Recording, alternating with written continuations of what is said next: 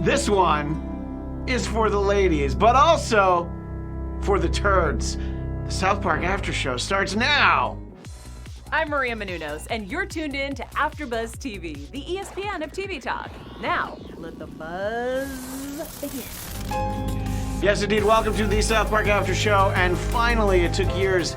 Steph, you finally started to look attractive.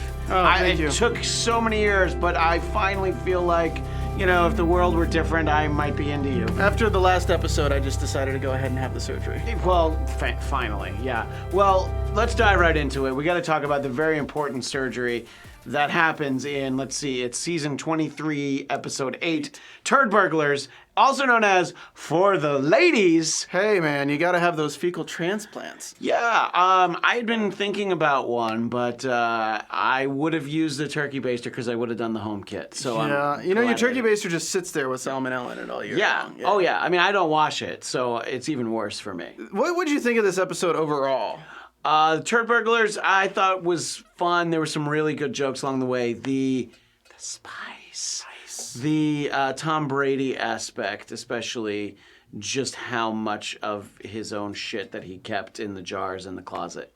That reveal, I think, that was probably the biggest laugh I had for that evening. I thought it was okay. It's kind of like close to home for me, which is interesting because I've had fecal transplant. No, not because of that, but I do another show where we talk about like all these new health trends and fads and things like that, and one of them is the microbiome. Everyone's like going crazy about their microbiome. So if I wasn't aware of that, this episode would have been like. Right. So, like, I feel like 80% of the audience, it was, like, just over their heads. Because, like, there's this whole thing, everyone's seeing these Viome kits where it's, like, you take a dump in this little thing or you get a stool sample and they test it and they send it back and, like, hey, these are the foods that are good for you. And here's the foods you should avoid. And here's all this stuff. And if you do this, it'll help you prevent against sickness because your body likes these things because of your microbiome. And it's, like... I literally do a podcast about this stuff. Yeah. I just don't know how other people would have really known what the hell they were talking about. Well, and you also have to be so careful with it because the real reason that Steph's not here tonight is that she was pooping in the wrong boxes and mailing them out to people. And apparently that's a felony. No, she also had a bad fecal transplant. Well, that's because she did it by herself. You know? So I thought that there was a lot of funny stuff along the way. It was a fun ride. I did love sort of the early on the idea that Sheila gets the fecal transplant. And in the supermarket, Ike is like, no, don't talk about it. And of course, she has to brag about how great it is. And I did love the fact that all the women in town were like, oh my God, tell us more. This is just sort of the initial reaction. Did you find that to be amusing? Just, you know, it was almost like, oh, Gwyneth Paltrow tweeted about fecal transplants. I think it's really telling of today's society and that like things 30 years ago that we do today, they would have been like, totally, completely disgusted with. They would have like, what, are you insane kind of stuff.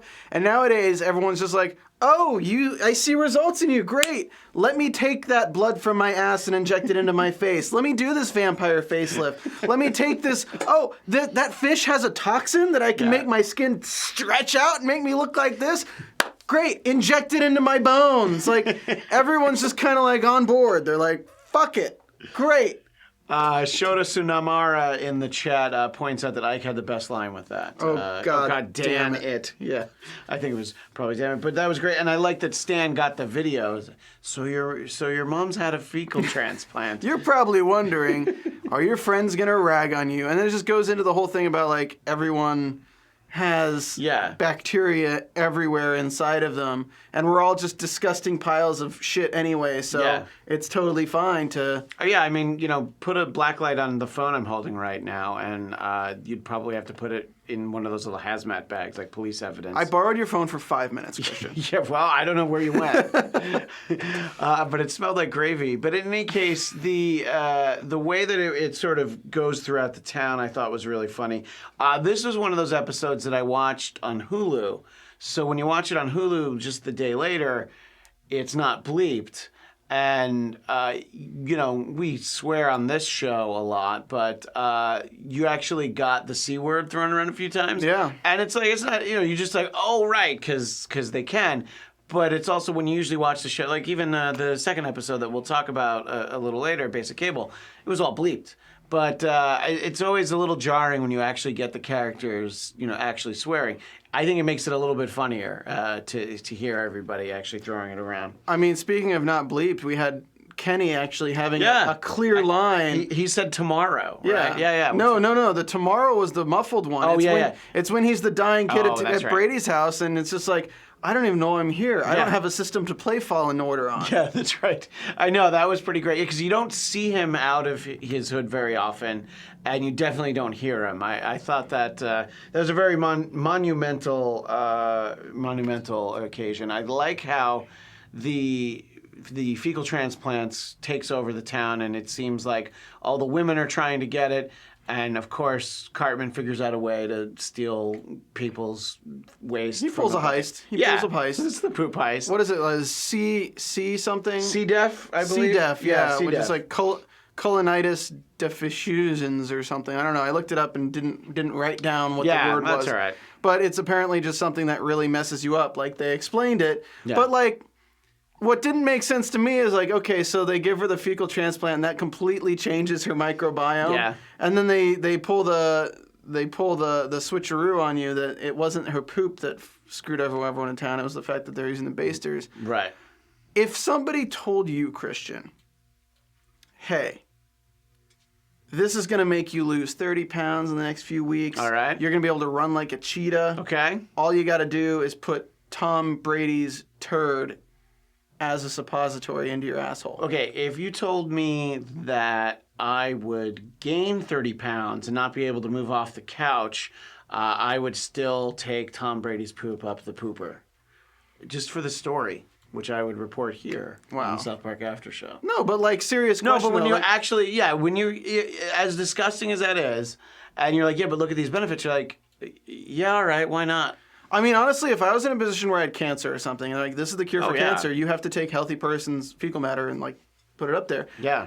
I mean, yeah. I mean, when you take it to something like it's going to prolong your life, sure. Just making improving your already decent life, I can see people not wanting to do it. But it's like, if this is going to save your life, then absolutely. And who more healthy to go to than, of course, the home of Tom Brady? I mean, you've seen the guy who like donated blood once, and they found like a weird platelet in his blood, and he saved like millions of lives. There's probably one dude out there that's going to do like a stool sample, and I'm like, your shit could save millions, and he's just like in a room shitting for the rest of his life to save millions of lives. Right. Well, that was his calling.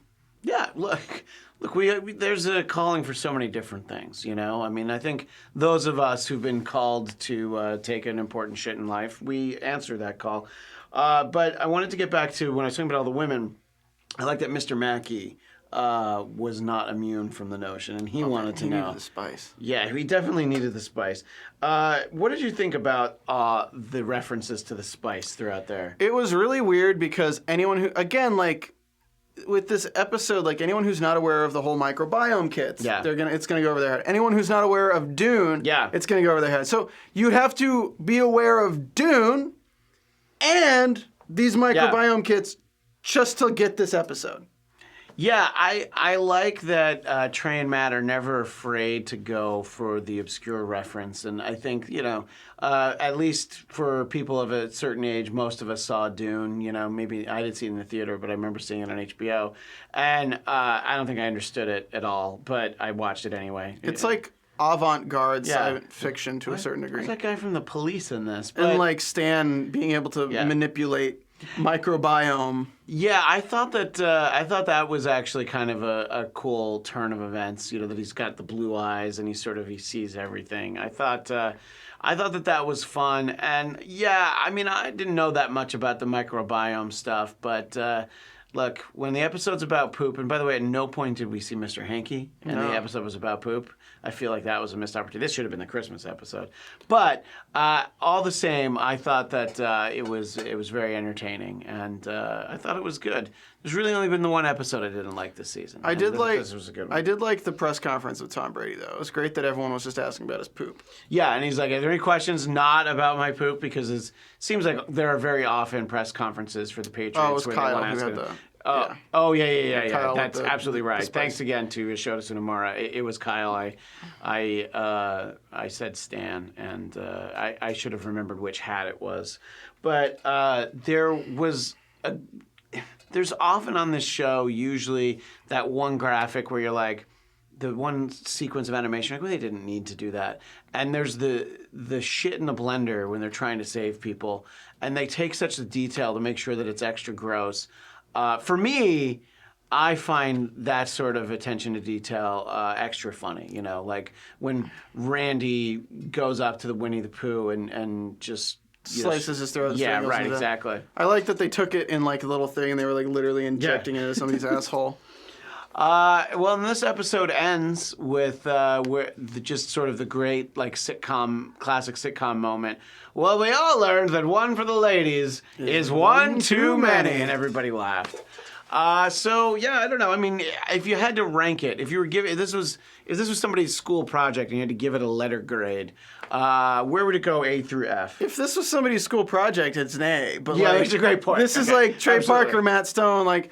I think if you understand the references, it's about a 7 or an 8. Yeah, I think that's I think fair. a lot of people are going to leave this episode being like that was okay. Yeah, they're going to be like, really? I mean, there's a lot of sequences like Boogers and Cum with the sequence when they're just like doing the song.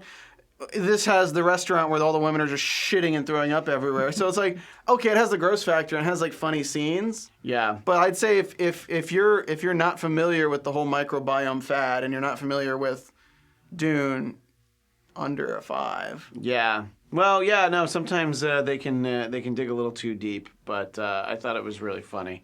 Well, let's move along to Scott Malkinson, and I have diabetes. I'm Scott Malkinson, and I have diabetes. That is season 23, episode 9, Basic Cable, which is, how South Park ends up in a lot of people's houses who watched it tonight. But if you watch it tomorrow, you're probably going to check it out on a streaming service. So it's kind of interesting that they managed to straddle both worlds. And last month was Diabetes Awareness Month. Well, of course, they didn't actually do the episode during Diabetes. I mean, I have a theory that Trey and Matt watch Maria Menounos' podcast better together because we straight up did Diabetes Awareness Month for an episode, and then our next episode was your microbiome and how it affects your gut. Man, you should probably be able to predict what the season finale will be next week. If they talk about AMDR and tapping your chest to avoid PTSD, then we will know that the finale is about that. AMDR isn't the thing where a girl whispers in the microphone while she brushes her hair. That's right? ASMR. Oh, okay. I'm more interested in that. But I just have to keep my abbreviations. There's a lot of letters out there. There's like 26 letters, and that equals how many combinations, Jonathan? Yeah, Jonathan, our producer, 12 combination. Got it. Thank you. Right there with the answer. That's why Jonathan's here. So it's one for the ladies. Yeah, that's one for the ladies. But this one was the Basic Cable. Just sort of overall thought about this episode. It was okay. Yeah. It was okay. I mean, there's a lot of funny things. Like, I feel like it's going to be one of those, like, standard jokes that you kind of call to. Like, I think the last time it was the phone company where they're like, oh, we're sorry. Oh, yeah. And they have the little, like, flaps for DirecTV that come down. Yeah. They, like, rub their nipples like, we're sorry. And this is just a different take on the cable networks. Yeah, I would say that was the funniest part was that even when they're trying to make plans to get together, they give each other the window of between 10 and 2. And it's like, God damn it, where are you? It's 1:45. Oh, I'm going to get there as fast as I can. Stops at McDonald's, goes eats it by the lake. Yeah, and then sort of the other guys when they're meeting up, they go to the movies, they get a tan, they check their cholesterol. I thought that was very funny. And, they even make the point in the episodes, like, people are complaining about cable because of the quality of service. I think it's a pretty accurate, like, realism to it, though, because you have to think, right? So many people are using streaming now. A lot of people are canceling their cable because their internet's already $250 a month if they want good internet. Cable's now another $200 a month because cable ups their prices to stay in business. And it's like, okay, great. There's way less people using cable, yet still you try to get an appointment, and still you have like a 5-hour window. Yeah. And it's always between the end of one normal working shift and the beginning of another normal working shift. There's no way you can stay at home for that thing without taking a day off work. You just get a whole day off, yeah. Yeah, it's a pain in the ass. So what are they doing? Yeah. Because there's not that many house calls. No, and then you'll also get the thing where, it's like if they're supposed to be there between, 10 and 2, and then you call the cable company at 2:30, and they're like, Yeah, they said they went, but nobody answered. I'm like, no, they didn't. I was here, and unless they pantomimed a knock on the door and just shrugged and walked away. So I think that level of quality. But yeah, the cost for just sort of the real world way to relate to this. I mean, I don't have cable anymore. I was barely turning on my TV, and if I did, it was to put something on streaming for either myself or my wife, or even my kids, especially now with Disney Plus, which factored a lot into this episode. So I don't know that I had enough time in the day to watch things. Oh, but it's like I don't have cable, but I do have like an antenna, so I get the networks over the air. Well, it's also that like streaming is so simple. Yeah. You literally like go to the website, and then there's the menus that are user-friendly and intuitive. You can go to the genres, you can go to all this kind of crap. And then cable is like, okay, I want to search for a show. Type one letter. All right, gotta wait for it to load. Type another letter. Yeah. Gotta wait for it to load every single show that's not mine. Yeah. And then you type another letter, and you see your show, and you go over to click on it, and then it loads the previous letter, and then it goes to another list. And you're like, what the fuck? Right. Yeah. No, it's true, and it is easier, and I did like how much fun they had with some of the streaming services. Scott's dad referred to. He goes through, we don't need this, we don't need that, but then he says, shit in a fucking extreme prime, was what he referred to one of them as. And, I mean, I can understand that point of view that, well, there's so many, and I don't care what HBO Max adds, I will not pay for it. I'm just like, I don't need it. Like Disney, I'm like, well, they're going to get me on that because it has Marvel, it has Star Wars, and Disney has way more than I ever thought it did, especially. Yeah, I mean, but you look at like Apple Plus, like unless you like bought an Apple product and got it for free, like why would you think like, I really want those 7 shows? You know who's made really solid movies for the past like 10 years? M. Night Shyamalan. Let me get Apple Plus for that series. That's going to be great. Do you love Snoopy? Do you want to see him in space? Because that's what you can get. You know that Baby Shark video? Guess what? A whole series, Apple Plus. Buy it today. I have 2 kids. My 2-year-old might like that Baby Shark show. But anyway, I know that, yeah. So I think that aspect of it makes sense. I see where they're coming from. But it makes the case of like, well, yeah, why do I need cable? Like so much of that stuff ends up on Hulu, or if you go the route where you pay for something like CBS All Access like I do because I want Star Trek, it's like, well, you get all those shows the next day. So it's like, that's a whole network shows. Yeah. So I did like the one thing that they said, is they're like, wait, we're the guys who ran this cable. Yeah. And it's true, because all of your internet is run by the cable companies, because that's how they got the signal for your cable built to these neighborhoods anyway. Yeah. But that's why you see Time Warner bought DirecTV, because Time Warner provides the internet, so they just wanted to use all the cable sends that the cable company had already created. Yeah, I mean, they all started to realize what was happening, so that's why they were buying up all these services, because it's just like, yeah, I mean, would they expect to get to a point, at some point, where it's just, everything's going to be streaming? You were talking about it while we were watching. Like, who needs to get their cable through a cable box? Like, if you have, I don't know, Spectrum, Xfinity, whatever actual cable, or even DirecTV, it's like, yeah, who would install a satellite dish on the roof of their house for DirecTV? Just put an app on your TV, and then you have it. Well, they'll still charge you the same $200. But they can't even do it right. Yeah, that's true. We have DirecTV here, and like, it has the option, guys. We have DirecTV for the studio. It has the option that you can go to directv.com, log in, and watch the shows live on the website, but then also watch them. For some of them, you can actually watch them as if it's a DVR online. Right? Okay. But when you go to it, you have to install the DirecTV player. Well, guess what? The DirecTV player is absolute shit. So when you go and install it, you have to restart your browser. Great. Go back to it. Okay, now the website's sketchy, so it doesn't want to use Flash. So you got to go into your preferences, activate Flash, and say always allow for this website. So you do that, then you have to reopen the website again. Go back to the website, load it, buffering, goes up, there was an error. On any Mac computer, you cannot watch the DirecTV website. No. So great, now I have to load it on a PC. Great, go to my PC. Please install the DirecTV player. Do the whole fucking thing again. Yeah. Only to have it play a commercial and then not really work that well. Right. And this is the place, like, we're paying Netflix $10 a month. Yeah. Meanwhile, DirecTV's taking $250 a month and they can't build on a user-friendly online experience. Well, yeah, because the cable companies are from the old mentality of like they have to make everything like theft proof. They want to make sure that they're, and whereas like Netflix, look, the technology exists that if they didn't want you to share your logins, then you couldn't. Like I have the SiriusXM app. If I'm logged in on my phone and I try to play it on Alexa or on a laptop or anywhere else, it's like, sorry, you're logged in somewhere. And, I know that Disney Plus allegedly is keeping it to 4 logins. I don't know anybody that's gotten hit by that yet, but... Well, there's also something in Chrome called high performance refresher rate or whatever the hell it's called, which you have to turn it off to actually capture Chrome in any of these OBS or Streamlabs things like Twitch, right? So you can't actually stream anything to your browser if that's off. Right. So they already have things in place. Just use their system. Why are you creating this whole damn install this bullshit? But it's just ridiculous. So, it's absolutely ridiculous. Yeah, I found the subject matter to be interesting and really funny, but I also thought it was great that we were getting a Scott Malkinson episode.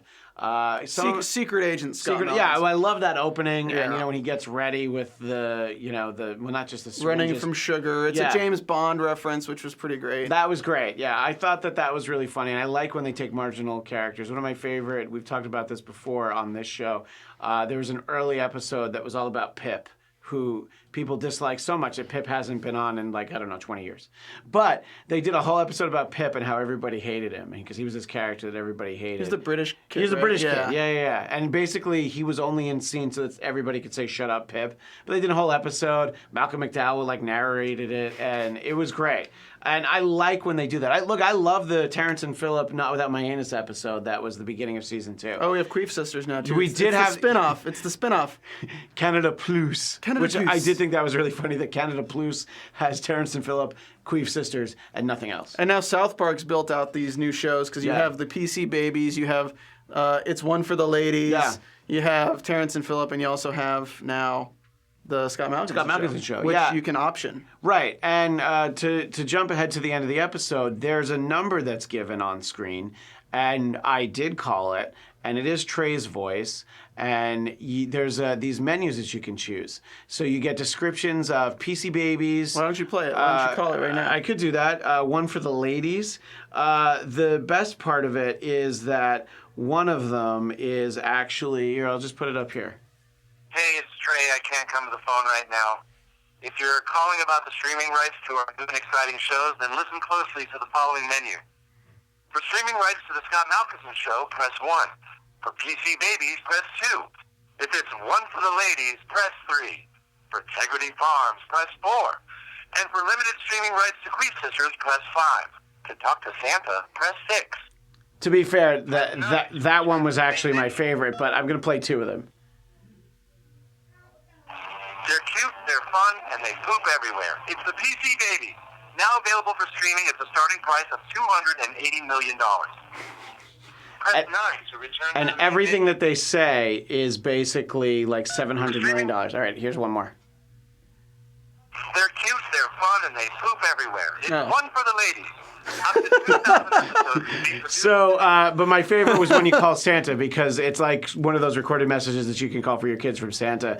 But then after like a second of like, "Hello, it's Santa. If you want streaming rights to Santa on South Park." So it's like the same as all of them. I actually thought that was really funny. And Shota Nomara, he'd like to watch The Adventure of Mint Berry Crunch. Yeah, the episode was just called Pip, and he died later that season. That is why we haven't seen him. So he's absolutely right. So I thought that was actually really fun, just sort of taking and that's been sort of a fun thing throughout the year that they have done these. We had Integrity Farms for the first few episodes, and we had the episode called Season Finale. Ironically, next week is the actual season finale. But yeah, I thought that stuff was all actually I thought it was a lot of fun to see a lot of that stuff along the way. But let's talk about Scott Malkinson, and he meets, this was a great joke, he meets the girl that's his type 1 diabetes.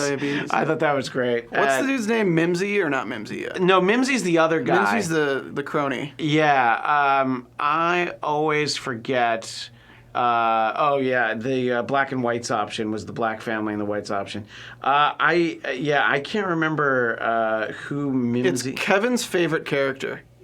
Kevin Undergaro.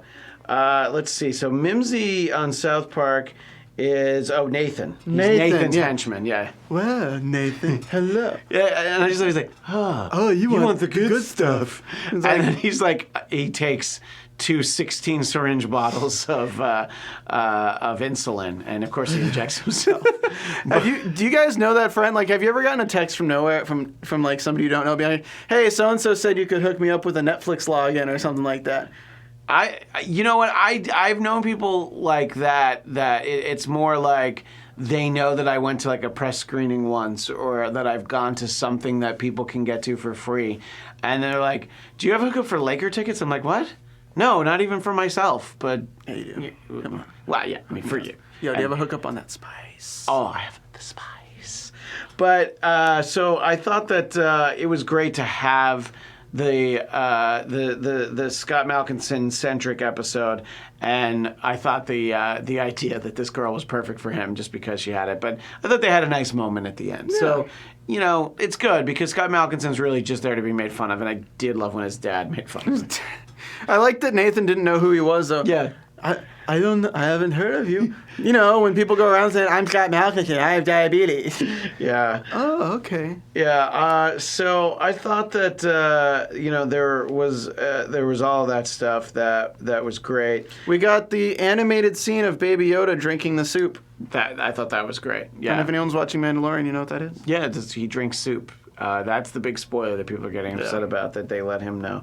I did love the callback to Crab People. I have that in my notes. I thought that was fun. That HBO Max. Crab Max. People. Yeah. See, that one would maybe make me think about HBO Max if they actually developed the Crab People. I thought it was funny because they were talking about Mandalorian, and they were talking about, that girl Sophie Gray says that it's the best thing since Empire because all the new movies are shit. And then we went to commercial, and there's a commercial for the upcoming Star Wars movie. So I'm going to see it. Oh, I'm going to see it. Everyone's going to see it. Yeah, of course I'm going to see it. It might be shit, but maybe we'll just have to transplant it into our anus. I mean, look, there's going to be a whole segment of people that if it's like awesome and this great movie, they're going to be like, no, that doesn't fit my narrative. They're supposed to be getting worse. Everybody's going to love it and everybody's going to hate it. Yeah, well, that's true. And I'm guessing next week South Park's going to be about it. That's a good call. I think it'd very much be about that. I have said on this show that I really want an actual true Christmas episode again because we haven't had a good one in a while. Yeah, we missed out on Mr. Hanky a lot of times where it could have made sense. Especially in the Spice episode. Yeah, the Spice episode would have really made sense. Well, I think that basically ties up these 2 episodes from season 23.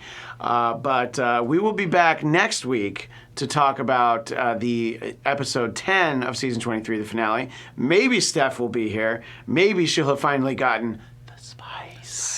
But, Steven, if people want to know where else they can find you other than sitting right here next to me, where would that be? I would rather them not.